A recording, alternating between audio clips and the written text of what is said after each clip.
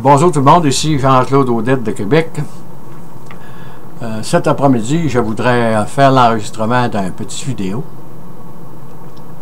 pour continuer ma série sur les hommes forts du Québec.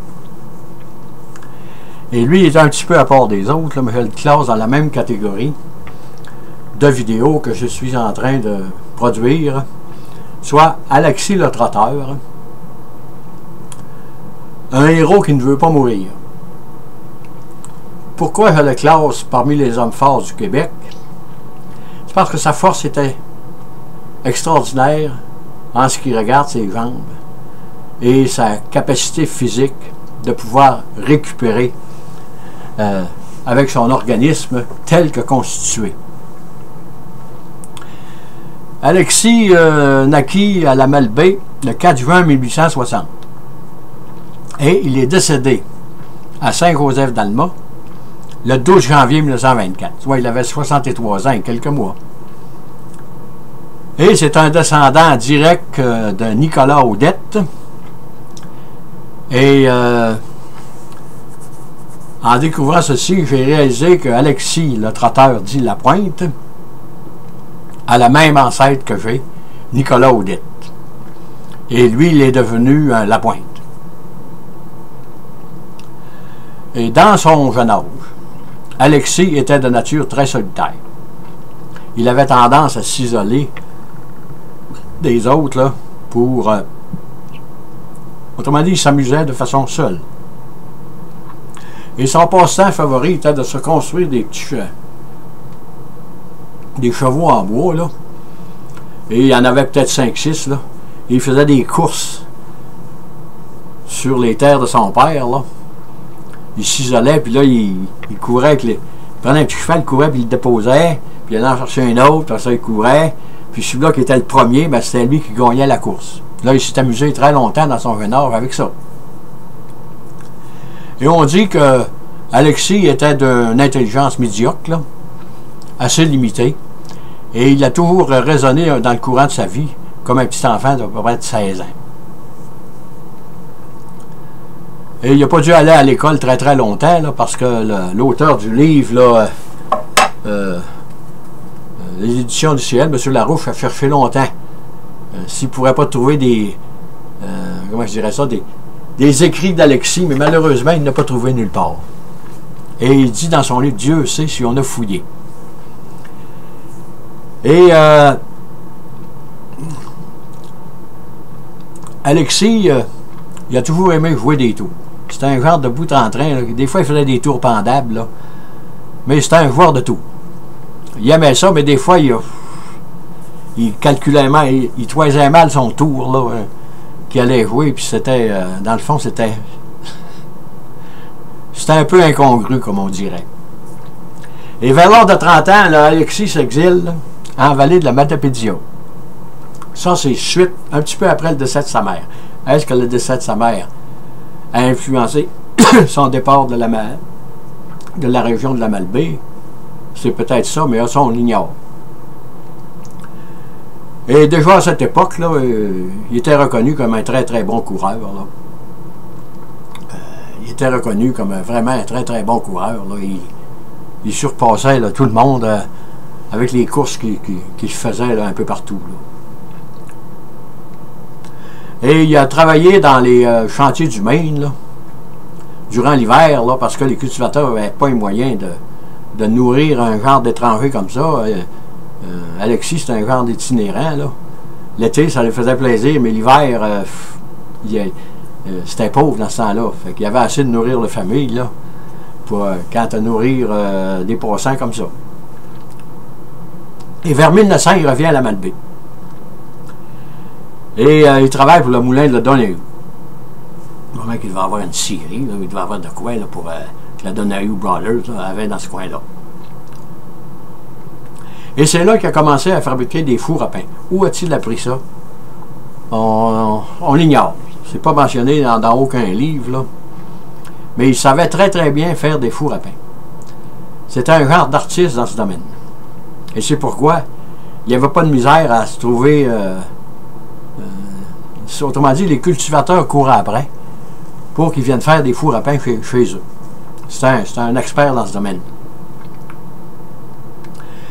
Et il était 2 ans dans la région de Charlevoix. Après ça, il s'est exilé, comme je vous dirais, dans la région du Saguenay. Là, il a passé une très grande partie de sa vie là, au Saguenay-Lac-Saint-Jean, à partir de 1902. Là. En 1902, on le retrouve à Chicha. En 1903, on sait qu'il a passé l'hiver dans les chantiers. De 1904 à 1907, on le retrouve dans la région de Chicoutimi. Et dans ce temps-là, il fait de nombreuses tournées au lac Saint-Jean. Il restait à Chicoutimi, mais il a fait un tour au lac, puis en tout cas. Pour lui, les distances n'avaient pas d'importance. Quand il décidait d'aller à une place, là, que ce soit, je sais pas, 50, 60, 100 km, autrement dit, ça ne le dérangeait pas, parce que on dirait qu'il était infatigable. Et en 1907, on le voit à Saint-Cœur-de-Marie. Là, on rapporte qu'il a fait plusieurs fours à pain dans la région de Saint-Cœur-de-Marie, où ça, c'est pas loin de la paroisse d'Alma, là. Et en 1911, il passe une grande partie à Saint-Cœur-de-Marie, et dans la même année, on le retrouve à l'hôtel Tadoussac. Ça veut dire qu'il aimait beaucoup voyager. Quand il le fait à Tadoussac, probablement qu'il a dû travailler dans les chantiers, là. Et on dit qu'Alexis aimait bien se faire des petits magasins de temps en temps, là. Il se faisait des petits magasins, puis il vendait des sucreries, du sucre à la crème, là, que les femmes du coin leur faisaient. Probablement qu'ils devaient l'acheter des femmes, puis ils devaient les revendre, là. Mais on dit que ces magasins, ces petits magasins comme ça, là, ça ne durait pas éternellement, parce qu'Alexis, ne sachant pas compter, il est évident que, même si les gens étaient honnêtes dans ce temps-là, il y avait toujours des erreurs. Fait que finalement, à bout d'un certain temps, il n'y avait plus d'argent dans la caisse, puis Alexis était obligé de fermer son magasin, il ne pouvait plus acheter rien acheter. Et de 1912 à 1916, on le retrouve à Bagotville. En 1917, il revient à Saint-Cœur-de-Marie et à Desbiens-Mille au lac Saint-Jean. Dans ces années-là, il a demeuré à 2 endroits. En 1918, il s'en va à Vannes-Bruxelles. Ça, c'est une paroisse en haut du lac Bouchette, entre la Bouchette et la Tuque, là, mais il n'existe plus aujourd'hui. Là, il s'occupait de l'entretien des camps de bûcherons. Et de 1918 à 1920, là, il est à Jonquière. Et là, il a tenu encore des petits restaurants, là, de façon momentanée. Et on voit qu'Alexis restait pas longtemps au même endroit. Il changeait de place régulièrement. Et quel aspect physique avait-il? C'était un homme d'à peu près de 5 pieds 7 pouces. Il pesait 170 livres. Et il a toujours été très fier de sa personne. Il était toujours bien vêtu. Et lorsqu'il a commencé à grisonner, on raconte qu'il se teignait les cheveux avec de la langue, et même sa moustache. Il y en a une avec sa moustache, là. Il la tenait avec de l'encre, mais évidemment que c'était un coureur, fait que il était souvent en sueur, et quand c'est sueur, ben, ça déteignait. Apparemment, il n'était pas beau à voir parce que l'encre il coulait dans le visage. Et il ne put jamais se marier. Il est toujours resté célibataire parce que il aimait beaucoup les femmes, mais que voulez-vous? Ça ne marchait pas avec les femmes. Et le printemps, on dit qu'il y avait toujours des claques hautes. Et il les attachait avec une corde autour de ses bottes parce qu'il disait quand je décollerais à partir en courant, c'était un bon sprinter, apparemment pour décoller à la course, c'était épouvantable. Il perdait ses claques, évidemment. Il partait tellement vite, les claques restaient là. Et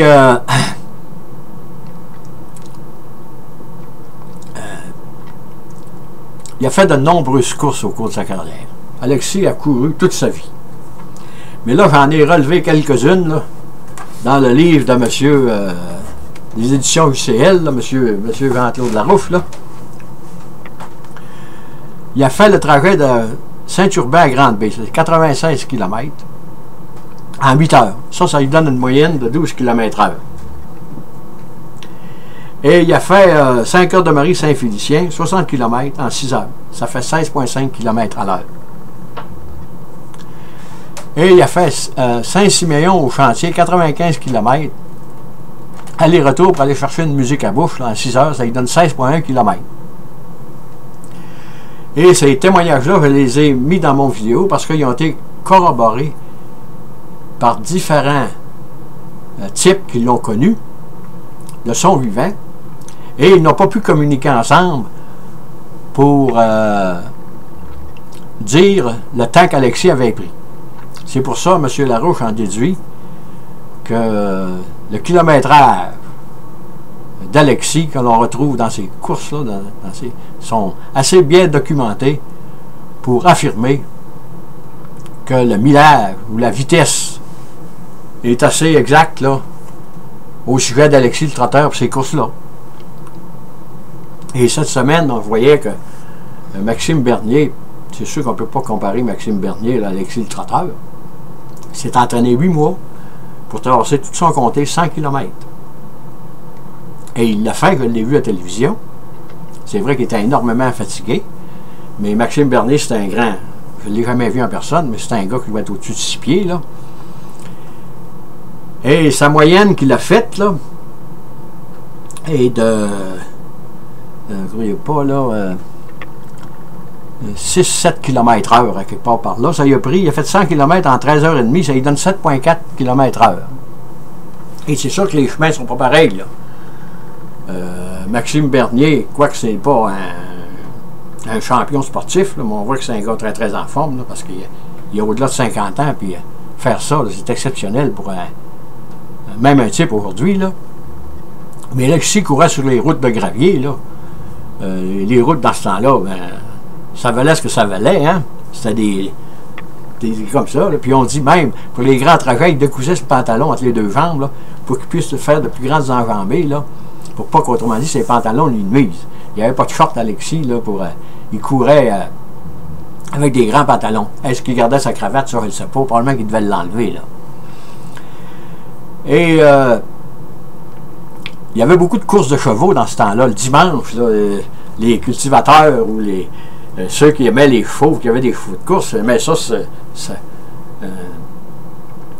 courser contre les meilleurs du coin, là. Et on dit que qu'Alexis, quand il embarquait sur le rond de course avec les chevaux, il les battait tout le temps. Mais un cheval, ça va vite, là. C'est sûr que c'était pas il n'était pas sur... comme les westerns, là. Il y avait une charrette après le cheval, là. Mais il battait les chevaux. Et Alexis est un très très bon danseur. Infatigable. Et un bon joueur de musique à bouche. Et on dit qu'il pouvait toucher, dans une veillée, il pouvait toucher le plafond avec ses talons. Comment faisait-il pour sauter comme ça? C'est pas décrit dans le livre parce que peut-être que les gens ne s'en rappelaient pas, là. Il sautait au plafond et il retombait sur ses pieds. Comment faisait-il? Peut-être qu'il y avait tellement de swing dans ses pieds, là, un élan tellement fort, quand il arrivait au plafond, il pouvait donner un autre coup et retomber sur ses pieds. C'est peut-être ça qu'il faisait, mais ça, c'est exceptionnel, ça. Vous ne verrez pas ça. Même aujourd'hui, les grands athlètes, peut-être qu'ils peuvent faire ça avec entraînement, là, mais c'était exceptionnel pour le temps.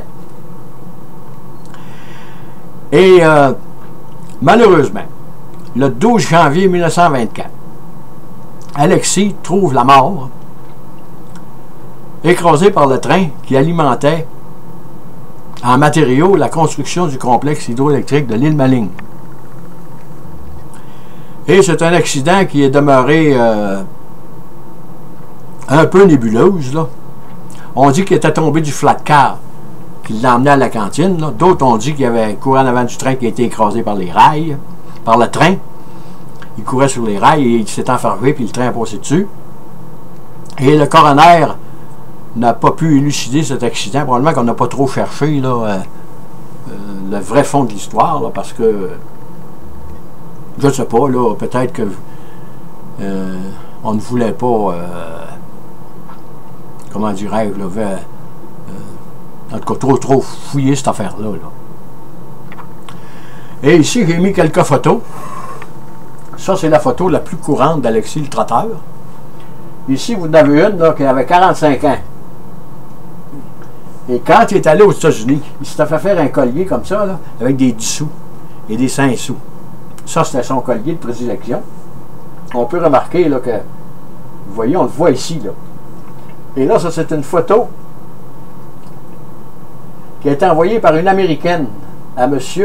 Laurent Baudouin de Chicoutimi, qui l'a ensuite remise à la Société historique du Saguenay. Là, il avait 57 ans. Ça, c'est la terre natale d'Alexis, dans Charlevoix. C'était posé par M. Larouche, l'auteur du livre. Et ça, c'est la maison de sa naissance, qui a été détruite après 202 ans d'existence, en 1962.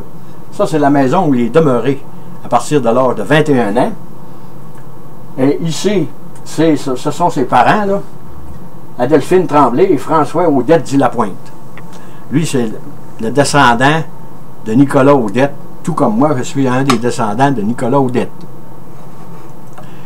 Et sur l'autre côté, on voit le barrage, la construction là, de la centrale hydroélectrique et le tressel qu'il y avait pour la construction. Ça n'existe plus aujourd'hui, ça c'est disparu.